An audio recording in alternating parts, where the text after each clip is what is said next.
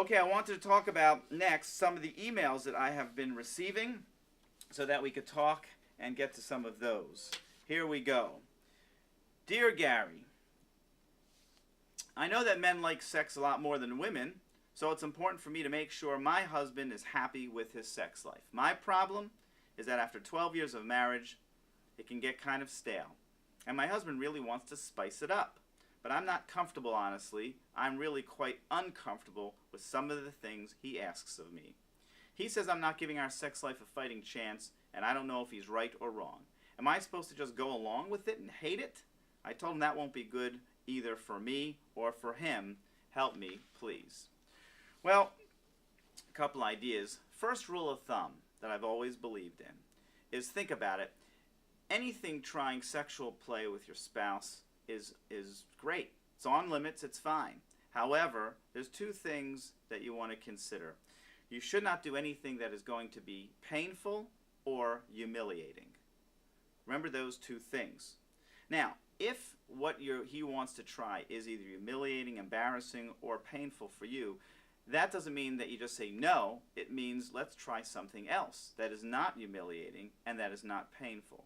Talking about sex for couples often is very difficult. So a lot of times somebody might make a request, the other person says no, and it just ends there. Be free to talk about it. Your husband and you both deserve to have wonderful sexual and emotional lovemaking pleasure. So don't just say no, but just say this is why it doesn't work for me, and perhaps a variation or something different would be good. And that at least gives him and you the feeling that we're still trying to grow in this area like we always have to grow in every area of our married life. Just a couple of notes of other things I wanted to say. The other issue is checking yourself.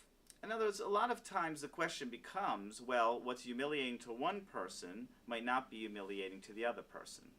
So think about why it is embarrassing or humiliating to you. It might be that's the way most women would feel, or it might be something about your background, about something perhaps that's happened to you that's unfortunate from your past. Surely women who were molested or taken advantage of, sex becomes different for them. And a lot of times that means their husbands have to understand that and have to work within those constraints so that it is beautiful for both of you. Remember, in my book, I talk about how men so much want to win with their wives. They want to please their wives. So it's not just about them having pleasure and then them just being happy. It's really about them feeling that they're also giving great love and pleasure to their wives as well. So they're usually willing to try different things even if it's not exactly the way they want to do it. So keep that in mind. Also in my book, which we'll get to at a different installment, but one of the most meaningful parts of my book is the stories of women who had difficulty and were able to successfully understand some of their deeper issues.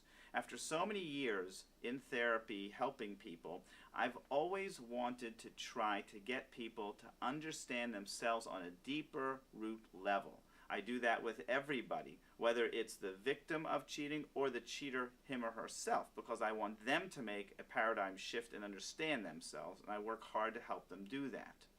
So there are simple ways to help you understand why you might be uncomfortable and to see whether it's about you or it may be more about your husband, and we'd invite him to do the same as far as his understanding about sexual play as well. It is one interesting thing that you started off in your letter, and that was you said that I know that men like sex a lot more than women, so it's important for me to make sure my husband is happy. Well, I think a lot of people would disagree with you. Do men like sex more? Well, it's true that you could say that perhaps men can have sex without the emotional attachments and they don't need the emotional foreplay the same way that women do. Believe me, men do want that emotional connection, however. I've proven that out in my book. But sometimes I find that it's harder for women to receive pleasure comfortably. Men tend to be easier going about that. They like to receive pleasure and they don't have much issue with that. And for many women, they'd rather give or feel like they're giving to their spouses instead of receiving pleasure and feeling completely comfortable with receiving.